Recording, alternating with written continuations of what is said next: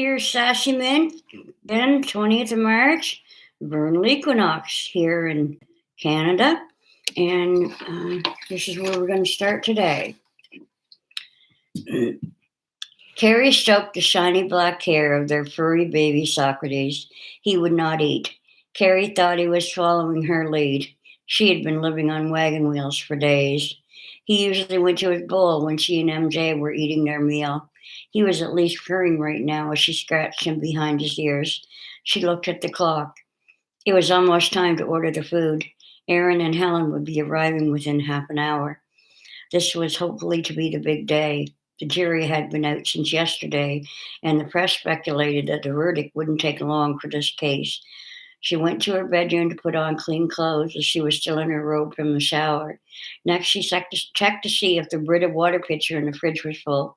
She poured its contents into a tea kettle and refilled it, and left it on the counter to run down in before refilling it again and replacing it where it belonged. She picked up the cat food dish and squeezed dish soap into it and let the water pour onto it until it was full. She left it there to soak and pulled the second pet dish from the storage under the kitchen sink and filled it with dry food and placed it where the other dish had laid, saying to the cat, "There now, sweetie, you have a nice clean dish and some people are coming to eat with us. I want you to have something to eat, darling, okay?" she coaxed. The cat rubbed up against her ankle and said, "Purr." She smiled and bent, patted his head tenderly. She suspected that the cat missed MJ as much as she did. The cat was really MJ's pet. Since he was a kitten, you could always find him close to her. Whatever room she was in, there he was. She was on the couch. He was beside her on the back of the couch, laying on his favorite Afghan. She looked at the clock in the microwave. 5 minutes. They'd agreed on Chinese for tonight's dinner. She picked up the phone and walked over to get the number off the menu that was fastened to the fridge with magnets. She called in the order: 2 combos of egg rolls, one vegetarian chow mein.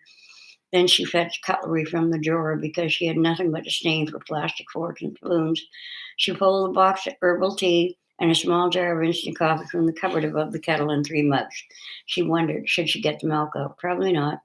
Helen was allergic and Aaron only used it in coffee, which she probably wouldn't have now since it was after 6 at night.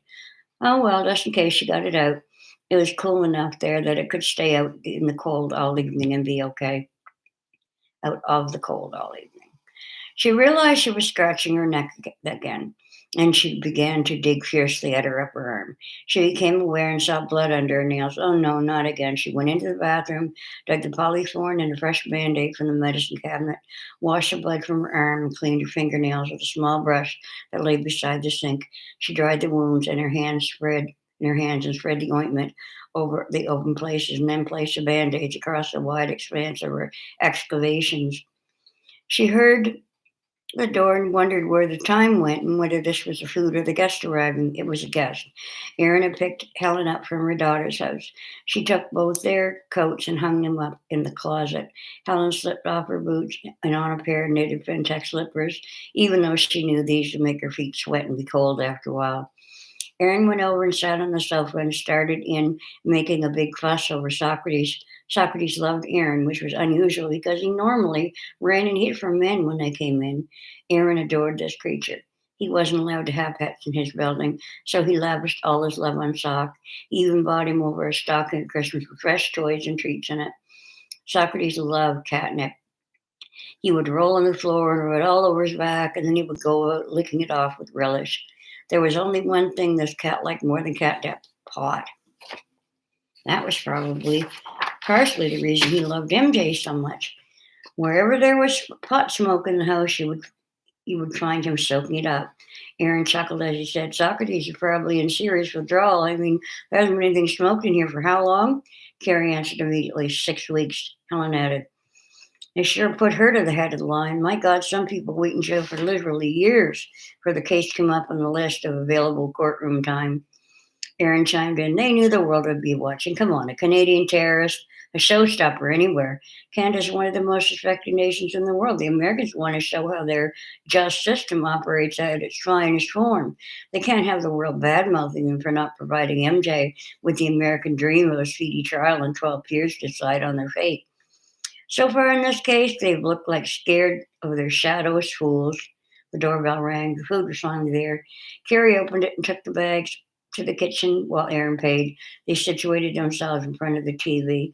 Helen picked up the remote as she was closest to it and pressed the on button, then programmed it to HLN. Of course, there would be a batch of commercials before they got to the live feed they were waiting for. The town where Gary lived went off the rails when the news surfaced of the mass suicide in the church. Of course, there was a rash of spin-off or survivor suicide to deal with. As Carole King was singing in the background in many homes, it was a very good year for The Undertaker. Those left behind felt stigmatized or isolated. Thankfully, a supply of extra officers was dispatched from a neighboring town to assist with the investigations. The biggest job was filling out the paperwork for the bureaucracy paper trail. In light of the situation, hot and cold running social workers were also shipped in to assist in the shock and devastation of the community. Fortunately for Gary, a child protection worker arrived at his house in time to catch two of his mother's boyfriends sharing her while her boyfriend watched. Gary was locked in the next room where there was no bed or clothes, or but just a torn sheet and a small hooded jacket on the floor that he used as a pillow. There was no food in the entire house, but there were plenty of full ashtrays, empty liquor bottles, and used syringes laying about. Gary was immediately apprehended. He passed a faded slip of paper to the man who took him by the hand to lead him out of the house. Gary never looked back. He began talking incessantly about his father in Canada and never stopped until the social worker sat him in front of a cheeseburger at the local diner. Gary gobbled up the food and when he had finished, let go a huge adult-sized burp. The man told him to wipe the ketchup off the corner of his mouth. Gary took the remainder of his carton of strawberry milkshake with him and finished it before they landed at the county office. Because of the fragile condition of the town's citizens, apprehended children were sent outside of the immediate area to be relieved of the stress. A woman in the office made a list of provisions Gary would need: 2 pairs of pants, 2 long, 2 short-sleeved shirts, four pair of socks, 3 pair of underwear, 2 undershirts. You'd never own one of them. A pair of sneakers, a pair of boots, and a pair of dress shoes. A hat and a jacket, she decided after looking at the filthy, tattered one Gary arrived in. A check was cut for these items, and 40 minutes later, a round, pleasant woman arrived and strapped him into the backseat of her car and took him away. The man who would rescue him promised that they would do whatever possible to get in touch with his father.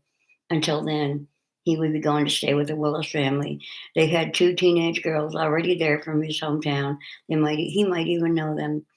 Gary smiled at Doug Beaton and waved as the car pulled out onto the road. Chapter 56. MJ tossed and turned all night long. She dozed off for a few minutes here and there, but she kept waking up to the same nightmare. She was standing in a cage much bigger than herself, and she was not much bigger than herself, and she was completely alone, but she knew she was being watched by cameras. The court was carried out over speakers. In the beginning of the nightmare, the charges being brought down on her were being read. The list included treason, sedition, drug possession, corrupting youth, and of all craziness, witchcraft. Then the PA announced that if the verdict of guilty was found, she would have 2 choices for her death. Either she will drink hemlock or she will be executed live by a satellite for the world to see. She defended herself on one charge at a time and seemed to be doing well until she came to the charge of witchcraft, where she floundered. They interrogated her over and over again with the same question: do you think you have or ever will have all the power of God? She answered every time, no, never. But the Inquisition went on and on. She is accused of making a voodoo spell by wrapping a doll in an American flag and then sticking pins in it and dipping it in boiling water and then throwing it against the wall enough time to break the doll's head. MJ swears that this isn't so. She pleads and begs for them to believe her, and then finally they tell her they are leaving to render the decision. She's left in the iron cage waiting. She hears water running and then sees it flowing into her room. Into the room her cage is locked in. The water surges in quickly. She's frightened. She screams for help. The voice on the PA finally comes on and says, we have decided to give you trial by water. If you float, we have proof you are truly a witch. And if you drown, we know you are innocent. By then, the water is above her chin. She screams and screams. until she wakes again. She woke her cellmate at about 2:30 with this. Elsie rolled over and gave her a dirty look and said, "Hush." She got up from the bunk and tried to stretch, hoping that it would give her sore muscles a little relief. She hadn't slept properly for weeks. What a bizarre dream. She didn't dare go back to sleep now because she was afraid she'd fall back into that dreamscape. She decided to journal. She carefully pulled the book from its nook and sat as close to the window as possible. Catching the scant light coming from the yard lights and squinting, she wrote, "Dear God, I'm really struggling right now to understand why this is happening. I know there is meaning in it somewhere if I can just bear with it, but I'm very human and I'm sore and tired and I miss my wife, my cat, and my green medicine. I hate being locked up.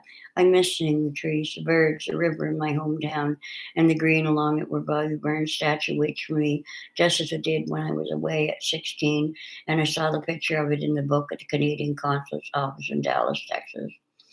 I miss my friends and my Kabbalah lessons. Please, God, help me keep myself together tomorrow when that verdict is announced. Please, God, help me to understand that you love me no matter what the American jurors decide about me. Please, God, help me to relax so that I can shed some of this pain from my body."